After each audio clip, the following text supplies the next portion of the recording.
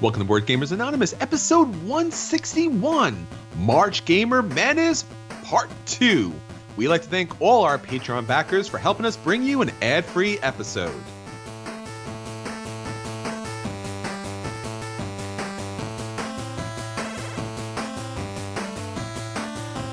You're listening to a proud member of the Dice Tower Network, dedicated to bringing podcasters together for the greater good of gaming. It's sort of like Voltron, but with better lip syncing. Find out more at dicetowernetwork.com. Welcome to Board Gamers Anonymous, the podcast for board gamers and the insane fun that Toys R Us kids have at the table. This is Chris. And this is Anthony, and I'm very sad. I know. Why do you got to bring it up, man? You know, when you grow up being a Toys R Us kid, you know, there's more games, there's more toys. Oh boy! And now it's going away, man. But I want to play with. I know. And where will I go to play with? Yeah, if you haven't heard yet, you will eventually hear or actually maybe see all of the Toys R Us in the U.S. and I think even around the world, they're going to be liquidating and disappearing off the map. So we won't have any more Toys R Us, Baby R Us, or any R Us anywhere. So no more backwards R's. It is a very sad day in the life of any adult age 28 or older who spent many, many hours hiding from their parents in a Toys R Us aisle. Let's pour one out, guys. It's true. It's funny. It's one of those kind of situations, and nostalgia bring us back to a moment in time where we all were in that store, and depending on your age, that game collection was pretty substantial. And I know that I was talking to some friends at the table, and they were saying, you know, I remember back then they used to have Avalon Hill games as far as the eye could see. And, you know, I don't go back that far, but I remember as a kid, there was just a wall full of games. And it's amazing. I mean, that's one of the places where, if not the only place, I was picking up board games and learning about this great hobby. Yeah. Nah, it's a shame. So with that little bit of sad news, we just want to, as Anthony said, pour one out for our homies there and move on to the fun stuff here. We do have a lot of madness for you on this episode. We're going on to our next rounds for our March Board Gamer Madness. Yes, it is happening. Parts 2 and 3. And just before we get started, too, thanks to everybody who joined in on the contest. And just because I know some people had issues with the app, I wanted to let you all know that I am sorry about that. And the technical issues, we're going to get that resolved. We have another contest coming up in June for World Cup type stuff, and we will get that all worked out so you can fill out your brackets, figure out what you're putting all your eggs in your basket, and make sure it works in your phone this time. But for everybody who was able to get through, we will be announcing the winners next week. So make sure you tune in next week when we bring you the final, and we'll run the winners out, and someone's getting a game. Yeah, and we'll also be talking about some new announcements for BGA. Definitely want to hear those for next week. And we love hearing from you. So thanks to everyone again, obviously, for putting their information and following through the bracket and listening to this episode. And if you'd like to get in part of this, whether it's just the bracket or anything else, Facebook, Twitter, BoardGamersAnonymous.com, our YouTube channel, our Guild on Board Game Geek, obviously our Patreon account, so that we can bring you an episode without any commercials, which is a lot of fun for us as well. All right, Anthony, we talked about everything going on with BGA. Let's talk some madness. We are going back to our round 2 for our paper/card bracket, and we went through some massive amounts of games last time, and now it really gets very, very tough. And I'm not sure where this is going to end up, but let's get on to this next round. Yeah, let's do it. We're not going to go through like whatever game is this time, but we did last week. So if you want to hear kind of a brief description of all 64 games, especially if you're relatively new to the hobby or just want to learn more about all these games we're talking about, definitely check out episode 160. This week we're just going to kind of dive into these games, their mechanics, which one's absolutely the best. And especially a disclaimer, this is all about how the components make these games fantastic. So keep that in mind when we go through our votes, so not everyone's so upset with the final. Yeah. Got a few of those already. All right, Anthony. So for our second round, we are talking about our number 1 seed, Seven Wonders Duel, versus our number 9 seed, Star Realms. Now, this is the kind of the battle of the Titans here. We're talking about a massive game in Seven Wonders where the cards are being laid out. They're using some of the original Seven Wonders artwork here. There are some changes here. And typically the cards are pretty good quality. They have some iconography on them because you are building set collections. You're utilizing resources there. And when they become part of this tableau, they're flipping over so you can't see what's available. So picking out those cards at the right time will allow your opponent to get something or not get something. Pretty challenging there. Star Realms is all about deck building and building the appropriate deck based upon the different factions you're playing with. Great artwork there as well, real interesting, and you're basically attacking the other person's life points, with all these kind of crazy spaceships and these kind of stations. So what are you thinking here? Yeah, this is a really tough one because I really like the way the cards in Seven Wonders Duel are kind of utilized and manipulated and that you build out your tableau with. But Star Realms is a pure deck builder, and so it's all cards all the time. And I think because of that, because Star Realms, you have a single deck box, it has a full game inside, a really deep quality 2-player game that you can play anywhere, kind of takes that idea behind Dominion and really boils it down. I'm going to go with Star Realm. I like Star Realms a lot, but I like what the cards do in Seven Wonders Duel, which is they make that kind of interesting pyramid dynamic up for each of the different rounds, and they're face down. So the cards do something, I guess, a secondary ability here or a back ability here. So I'm going to go with Seven Wonders Duel. All right, Anthony, you know what this means. This goes on to our tiebreaker here. Alrighty, the listeners are agreeing with the BGG ranking and all the other rankings in the world, and they've chosen Seven Wonders Duel. All right, so the number 1 seed, Seven Wonders Duel, moves on to round 3. Next up, we have our number 2 seed, Seven Wonders, versus our number 10 seed, San Juan. Now, Seven Wonders is the kind of like modern day classic card drafting game that's all about building a civilization. You have a nice little wonder board in which you can tuck your cards under. You're doing some set collection. You're doing some hate drafting. And there's just a number of different possibilities as far as how you're putting those sets together. Now with San Juan is also another modern day classic that you're building up San Juan with all these different buildings and these farms.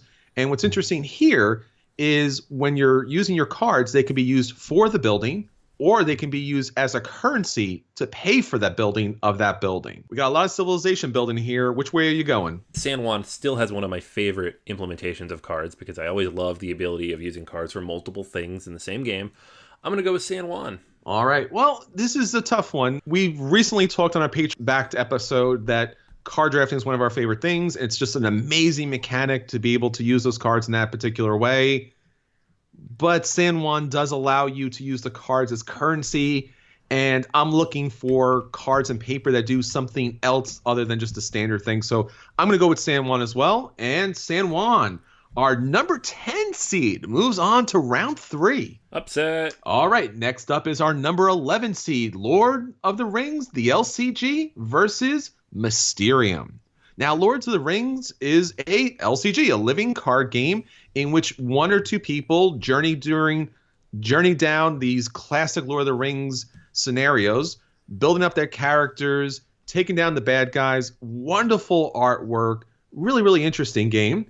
Versus Mysterium, which is kind of like an offshoot of Dixit, in which you use these beautiful tarot-sized cards that have these really impressive artwork that can be interpreted in a number of different ways, but it's also at the same time very distinct, in which you're trying to give clues as the ghost to the psychic investigators to figure out your murder. In addition to those cards, there's also going to be cards for different possible suspects and locations and those possible murder weapons. All right, Anthony, what are we doing here? Is it going to be about the mystery of the One Ring or Mysterium? I think as the sole LCG in our bracket here, and the fact that it's one of my favorite solo games and one of my favorite card games, period, I'm going to go with Lord of the Rings. Yeah, this is a tough one. Both games have great implementations of their card play, and it's really about their cards. There's really nothing else that gets in the way here. You know, I've kind of struggled with this here, but when I'm thinking about, the value of the cards, it's really got to be Mysterium for me, just because the artwork does something so wonderful by giving you such that eerie, creepy dream kind of feel, and at the same time giving you so many options to express what you're trying to express as far as the ghost is concerned. All right, Anthony, we got another tie here. This bracket is kind of just blown up here. So which is it? I choose not to read it. Well, by using my ghostly psychic powers, I can determine that your LCG did not move on to the next round, and it is Come on. Mysterium that moves on to round 3, the 14th seed, man. No LCGs after round 2? Come on. What are you To be doing fair, to there's no me? drafting games at this point either, so... All right. That's fair enough, yeah. All right, next up is our number 4 seed, Castles of Burgundy, the card game, versus our number 5 seed, Glory to Rome. Now, Castles of Burgundy, the card game, is a re-implementation of Castles of Burgundy, the board game by Stefan Feld. Now, this is all about set collection and trying to reach the goals before anyone else is able to do. But what's really great here in this small deck of cards, you're getting so much game. It plays so much like Castles of Burgundy, but a lot faster, and the cards have a lot of information on them, including a die. So you don't need dice in this game, and it still plays just as well, if not better, than the board game. Now, when you're looking at Glory to Rome, you're looking at one of the kind of grail games of all time, in which you're using the cards in a number of different ways in order to build buildings, to use the cards as resources, and the cards themselves have a lot of different paths to victory. So one person could be all about putting materials into their vault, where another person has a certain combination that may let them win the game right away. So both these games are really complex and really a lot of fun. All right, Anthony, we have our Stefan Feld still holding out here, our Castles of Burgundy, the card game, versus Glory to Rome. You're going to build up a little tableau here. What is it going to be? Yeah, this one's actually kind of hard. I'm not the world's biggest Glory to Rome fan, but the use of cards here is pretty ingenious, I should say. But the Castles of Burgundy card game is legitimately one of my favorite games, and takes the mechanics from one of my other favorite games and puts it into a single deck of cards, which is just so cool. Anytime you can do that and make it work, I feel like it's worth being rewarded. So I'm going to go with Castles of Burgundy, the card game. This is another really tough one for me. I own both of these games. It took me forever to track down a copy of Glory to Rome, and I got the one with the kind of cartoony artwork, and I really want a black box edition. I really enjoy this game so much. That being said, when I've played this game, a lot of people are having a really hard time with it because there are so many cards in Glory to Rome that just could kind of pull victory out of your hands, and sometimes it feels like a really unfair way. The cards do everything here. It's hard not to pick this game, but by the fact that the game itself can be so incredibly swinging because of the cards, I got to go with Castles of Burgundy, the card game as well. All right, so Castles of Burgundy, the card game moves on to round 3. All right, so next up is our cardboard bracket. Starting off with our number 1 seed, Small World, versus our number 8 seed, A Feast for Odin. Now, Small World, as we all know, is the Days of Wonder area control game in which you get a fantasy race put together with a fantasy power. You move them out into this little small world area. You conquer that area, do the best you can. You eventually retire those chits, and then you move out a new race with a brand new combination. You do the best you can. Eventually, that race kind of runs itself out to its limit, and then eventually you bring in another race. Great production. Everything is chunky and really beautiful artwork in this game. Versus Feast for Odin, which is an Uwe Rosenberg game that's all about these polyominoes that you use to fill up an island, to feed their Vikings, and to kind of score the most points possible with a real kind of fun puzzly aspect to it. All right, Anthony, it's Small World versus A Feast for Odin. Where do the chips fall? I think you know, and I think everybody listening knows exactly what I think about this. Polyominoes all the way. It's got to be A Feast for Odin for me. This is a hard one, too, because both these games are chit-tastic. They have a ton of little chits that come into play here.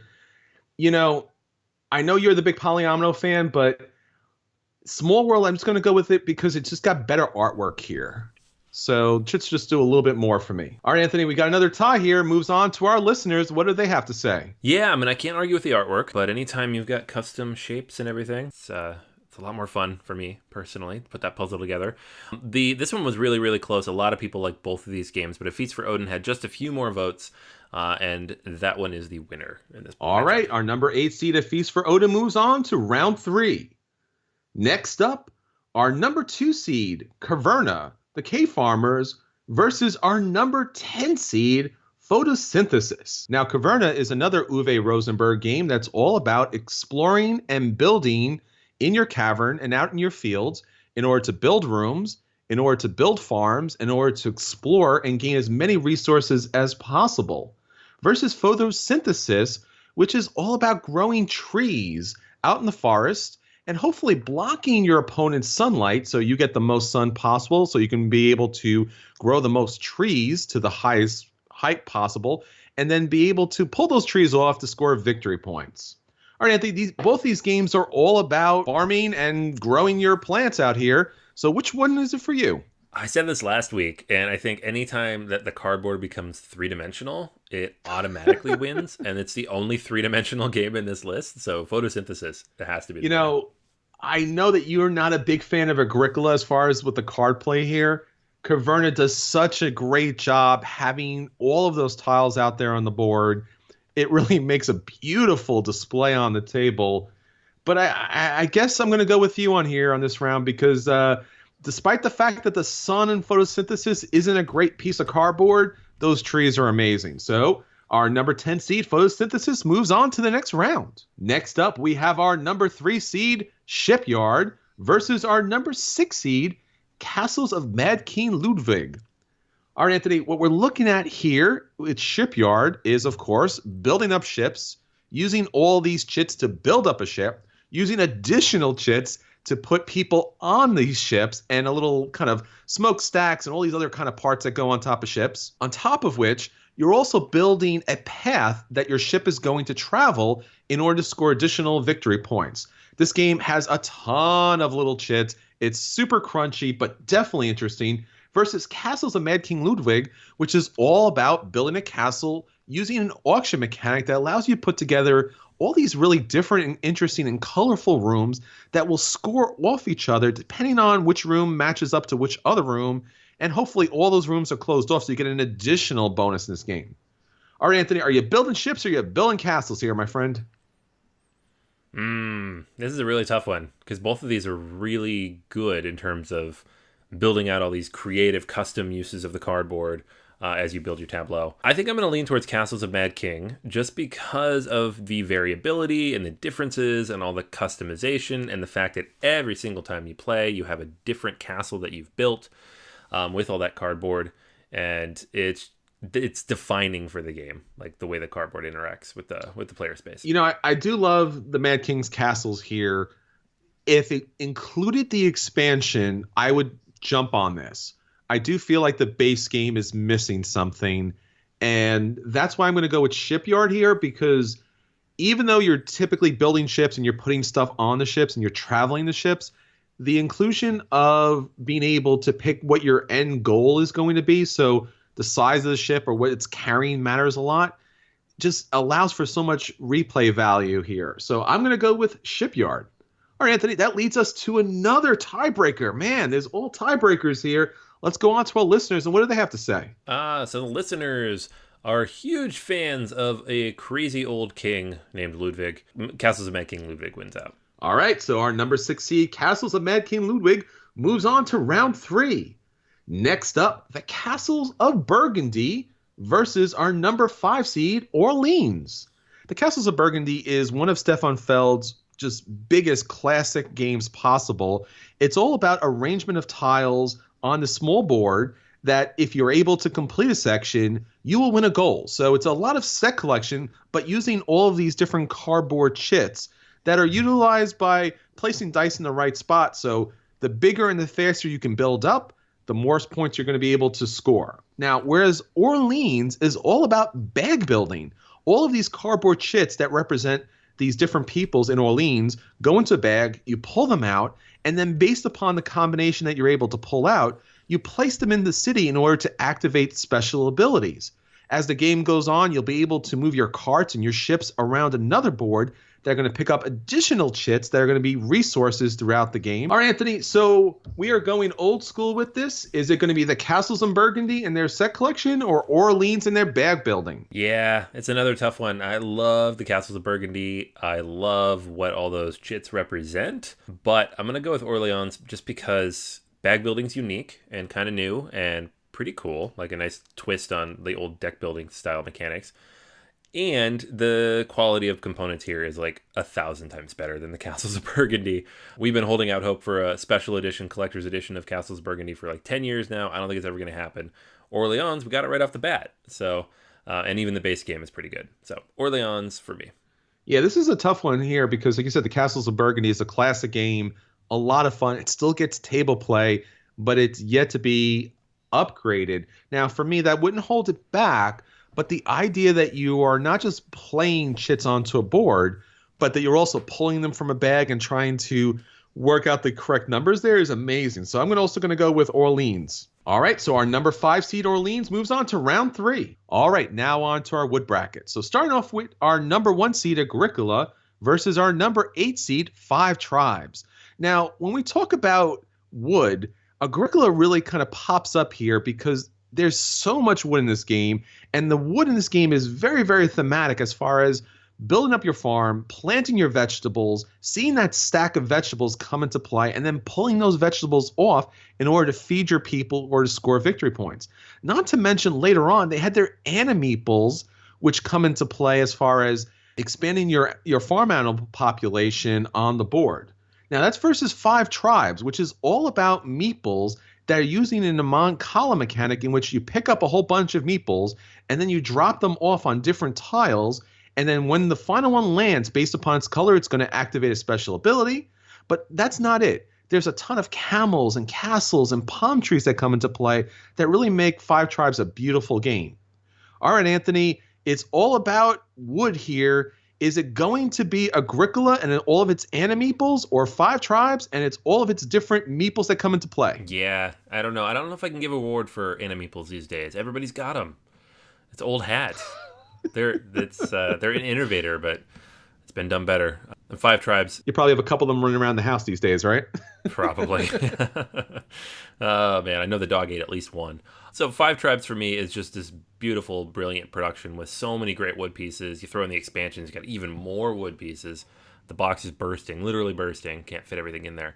I'm going to go with Five Tribes. Both have wonderful production, and I think that Agricola may edge out as far as the wood production here because it is also another game that kind of bursts at its limits. That being said, the manipulation of the wooden pieces in Five Tribes is obviously very dynamic and just very visceral, and it just adds a lot more to the game. So I'm going to go with Five Tribes here. All right, our number 8 seed, Five Tribes, moves on to round 3. Next up is our number 7 seed, Tuscany, versus our number 15 seed, Meeple Circus. Now, Tuscany is a Stonemaier game all about wine. So you are cultivating your vineyard and using a whole bunch of different wooden pieces that show different special abilities that your vineyard has to offer. Whereas Meeple Circus is all about meeples, animeeples, and different random kind of pieces, whether they're boards or circles, that are representing all these different objects that you can find in a circus. Now, once the game is started, it's all about arranging those pieces in the right spots. Okay, Anthony, is it about wine or is it about the circus here? Yeah, this is a hard one because I feel like any dexterity game automatically kind of jumps up a little bit. It uses those wood pieces to engage you. But I really, really like the way the wood pieces are utilized in Tuscany. All these custom meeples, the different sized workers that you have, things like the windmills and all that. And then the Euro blood in me says I have to go with that one. So I'm going to go with Tuscany. Yeah, Tuscany is definitely the finer of the games, whether you're a Euro gamer or not. By the same token that I went along with Five Tribes, being able to manipulate the wood pieces, as you said, is more of a dexterity game. I'm going to go with Meeple Circus here, even though it's not the better game, but I think it's the better implementation of the wooden pieces. All right, Anthony, we got a tie here. What do our listeners have to say? All right, so this one's actually really close. A lot of people like Meeple Circus, even though it's relatively new. I know I like it, even having just played it recently. But the Viticulture Tuscany Essential Edition just ekes it out and takes this one home. All right, so our number 7 seed, Tuscany, moves on to the next round. Next up, we have our number 11 seed, Roll Through the Ages, versus our number 14 seed, Carcassonne. Now, Roll Through the Ages is a really interesting game. It comes in a couple of different varieties, but it's all about these big wooden chunky dice that you roll in order to get resources, or in some points, bad things can happen to you or to other players in the game. Now, you also have your own player board, which is a giant piece of chunky wood that has all the markings that you're going to need in order to count up your resources and then utilize those different resources to score different things on your player map. Whereas Carcassonne, as you know, is one of the classic games of all time about putting down tiles and then dropping meeples on those tiles to represent farmers, knights, thieves, and monks. Depending on where they're placed and how they're placed, that's what they are. Okay, Anthony, are you rolling or are you falling down on the fields with Carcassonne? Yeah, I mean, we've got the classic with the meeples and all the different things you can do with those meeples. But Roll for the Ages it's one of those games that's always struck me, that pub game style, toss it around, could throw it in your backpack. Everything's made of wood. Really, really like that. Does it need to be made of wood? Not necessarily. Do meeples need to be made of wood? No, they can be plastic. So I'm going to go with the wooden dice, the wooden pegs, the wooden board. I like Roll Through the Ages. Yeah, I think Roll Through the Ages is one of those games that just doesn't get enough attention because it was originally created to be a pub game.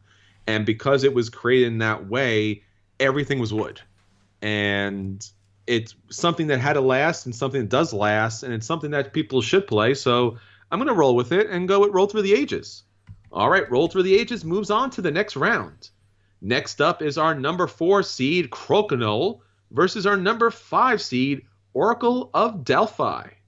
Now, Anthony, Crokinole is a classic. And when I mean classic, I mean we're going back hundreds of years when we're talking about Crokinole. And it's basically a dexterity game. It's a 2-player game where you're flicking disc in kind of like a shuffleboard type of situation in order to get to the best position possible.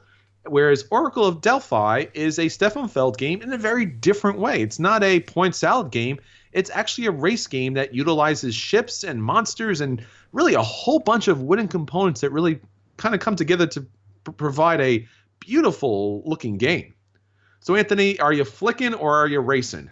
I love Oracle Delphi. I love all the different wooden bits and pieces here. But I feel like in our wood bracket, I would be remiss if we didn't have at least one dexterity game, especially the classic Crokinole, which doesn't exist without the wood. The wooden board, the Crokinole board itself is just iconic. People hanging on the wall. Some people have clocks made out of them. It's such a beautiful production. And then those little pieces that you're flicking around. So yeah, I'm gonna go with Crokinole. If you asked me to pick one game from this list of wood games to own that I don't already own, this would be the one. So I'm gonna pick this one. This is a really hard one, and as you mentioned, Crokinole is a classic beyond probably all other classic games. It's a great dexterity 2-player game. A lot of fun. It's hard not to pick this game. Oracle of Delphi is a great race game. Nice chunky wooden components here. Man, this is kind of a tough one here. You have a bear down game versus kind of a really kind of complex race game. I'm going to go with Oracle of Delphi. All right, Anthony, we got a tie here. Let's go on to our listeners. What do they have to say? They agree with you, sir. Oracle of Delphi wins that one. All right, our number 5 seed moves on to round 3. Next up, it's our plastic bracket. All about the miniatures here, my friend, and some unusual different takes on plastic. Starting off, we have our number 1 seed, Star Wars X-Wing Miniatures, versus our number 8 seed, Santorini. Now, as you all know, Star Wars X-Wing Miniatures is a flight pass system that utilizes a well-known IP, and in this case, all these different Star Wars ships, starting off with these like small snub fighters, moving on to these big kind of ships. And basically, it's all about the positioning of the ships. And if you're in the right position and your guns are shooting forward, you're in good shape. If they're not, you're in really bad shape.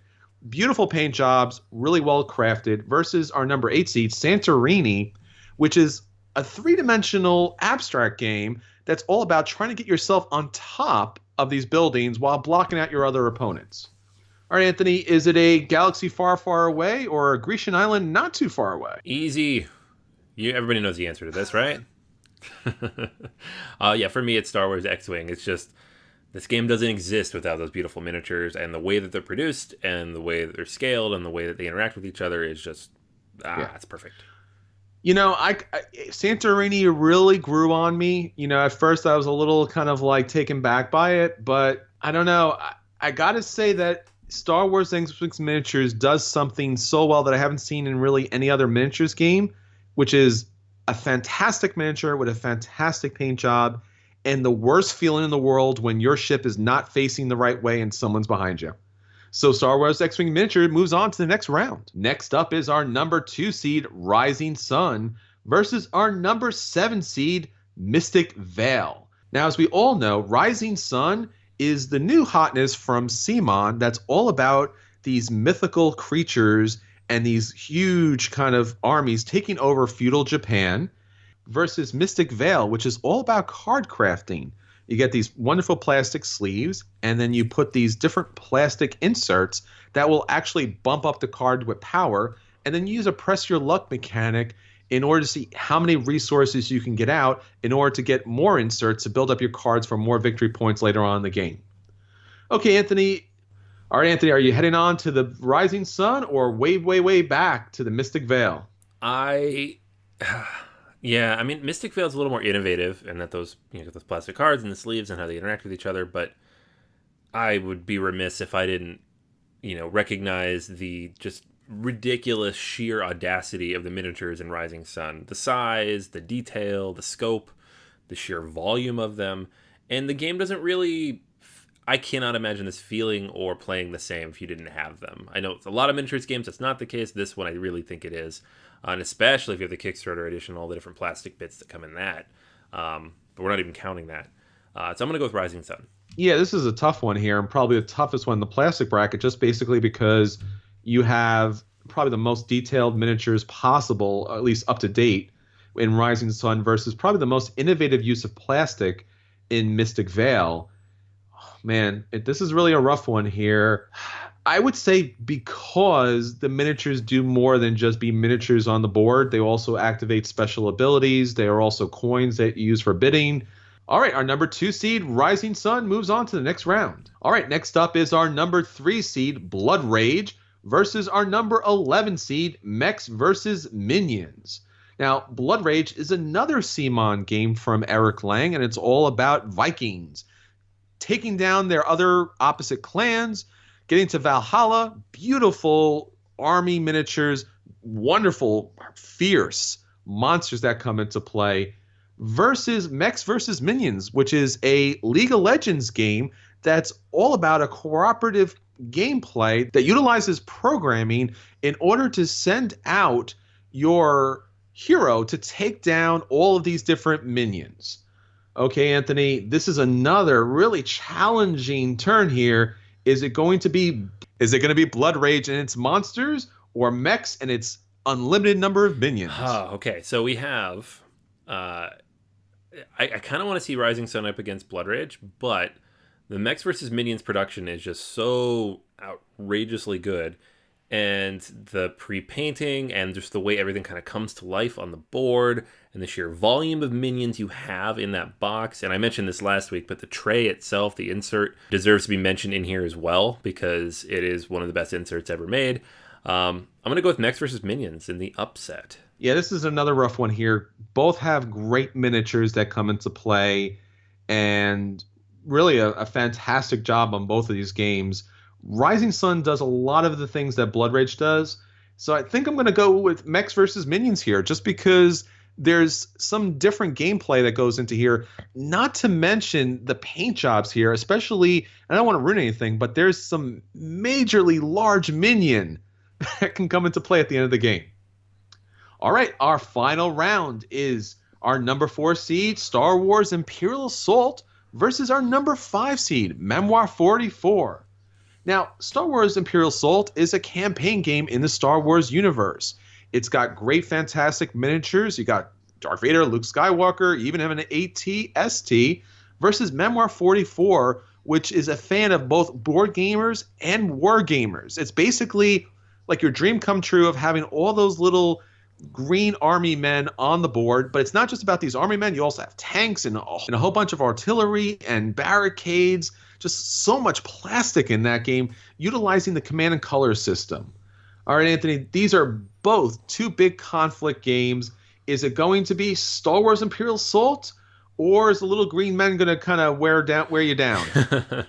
I know you said dream come true, but honestly, for me, Star Wars is like the dream come true. It's a Star Wars board game with all of my favorite characters from all of the movies that matter, just out there doing their thing, interacting, fighting each other. You've got the cooperative mode, you've got the skirmish mode, you've got the app. But Memoir 44 is really, Command and Colors in general is just one of the best implementations of a wargame system because it's accessible, it's malleable, it's been reused in fantasy themes and all sorts of different ways. And this particular one, because it's Days of Wonder, has so much plastic and it really scales really well in a way that other World War II games can't because they're too complicated and too intricate. So as much as I love Imperial Assault, I can't choose it because it is an iteration of other games that use plastic in the same way.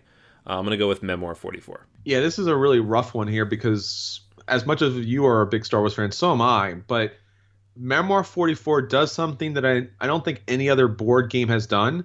It's made wargamers love miniatures.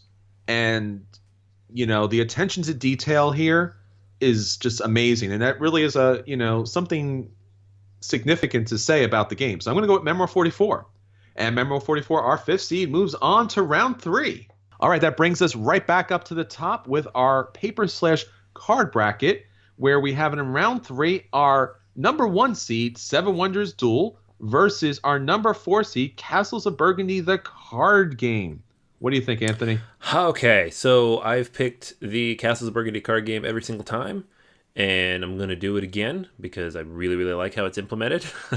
As much as I love Seven Wonders Duel, it is probably the best 2-player game I own. I'm going to go with Castles of Burgundy. Both of these are really tough. Both of these use their cards in a lot of different ways. I would say Seven Wonders Duel's artwork is a lot better on the cards. Castles of Burgundy, card game has more iconography that comes into play and how you utilized it. Man, this is a really rough one here, and I guess it's supposed to be. You know what? I'm going to go with Castles of Burgundy, the card game. It really kind of blew me away, and if any card game can, in my experience, do a better job than its board game version, it deserves to move on to the next round. All right, now in our next matchup, we have our number 10 seed, San Juan, versus our number 14 seed, Mysterium. All right, Anthony, where are you going here? All right, look at our seating here. We got 2 double digits. I love Mysterium. I really like the use of cards. As much as I loved it in Dixit, I like it here more. But again, I've said this over and over again, San Juan and its multi-use of the cards and the fact you basically have a single deck of cards and a couple bits. And it's been used in other systems, but this is one of the first ones to do it. I'm going to pick San Juan. Yeah, this is another rough one because, as you said, San Juan uses their cards for currency, and that's really a great mechanic. Mysterium does something great, which is the artwork goes beyond just being beautiful. It's really kind of informative, and this is really a tough one here. I'm going to go along with you, Anthony, here. I'm going to say San Juan. It was a Grail game for a long time when the game was out of print, and that was pretty significant that there was so much love for this card game, despite the fact that no one could find it and people were paying large amounts of money for it. So San Juan, our number 10 seed, moves on to the next round.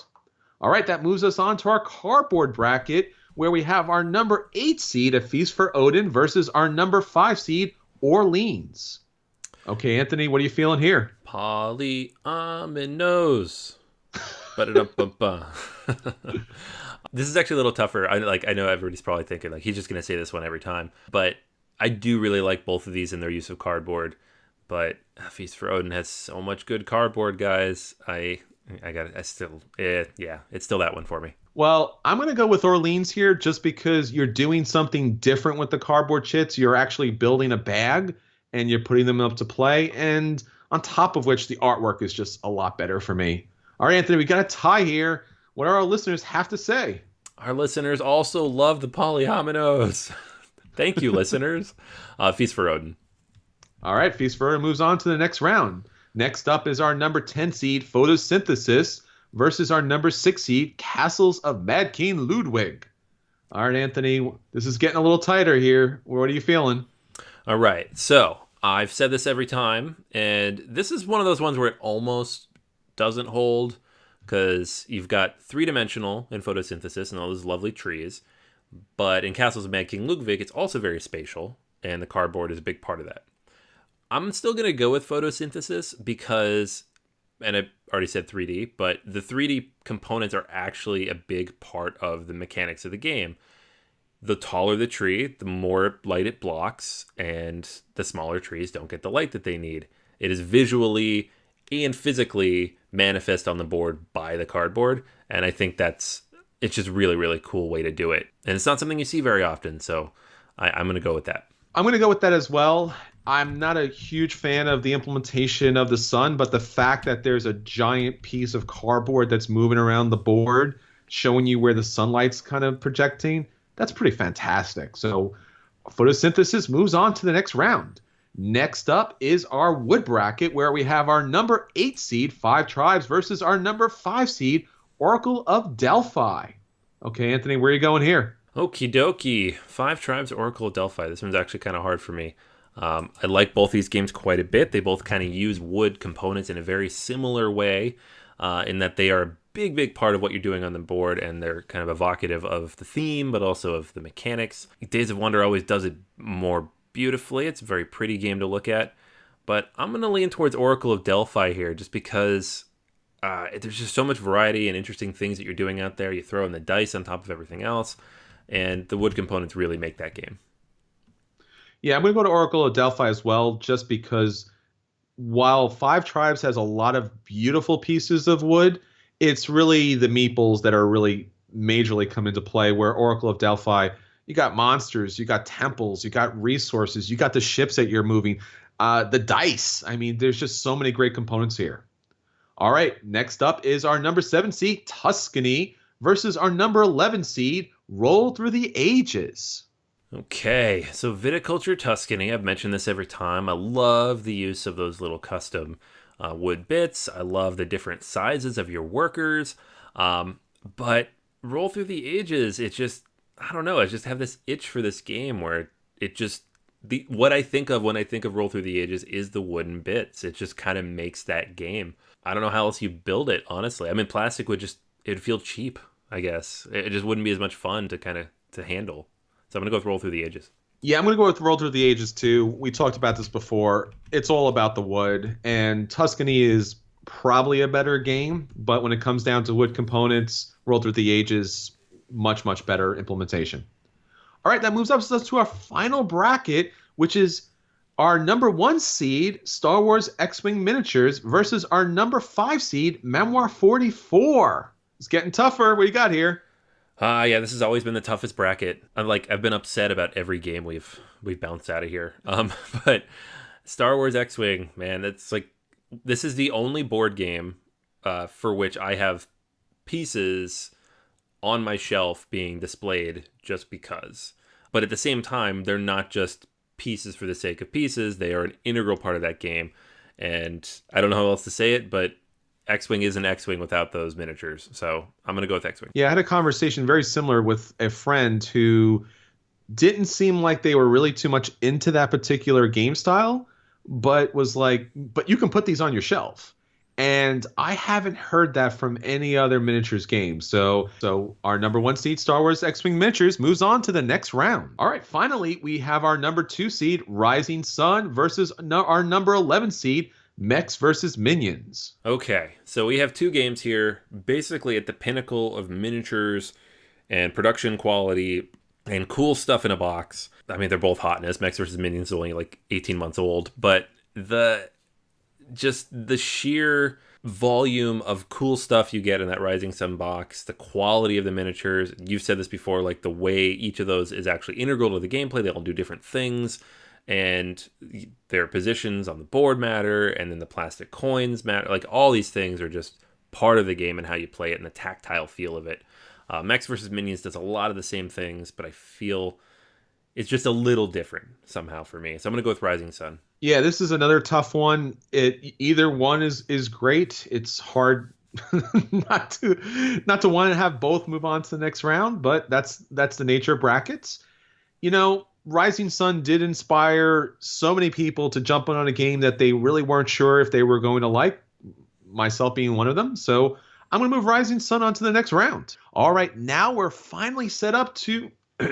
Okay, we're set up for our final 8 for our next episode, where we'll take on those final challengers and finally move down to our final 4 and then pick our winner for our March Madness bracket. Okay, until next time, this is Chris. And this is Anthony.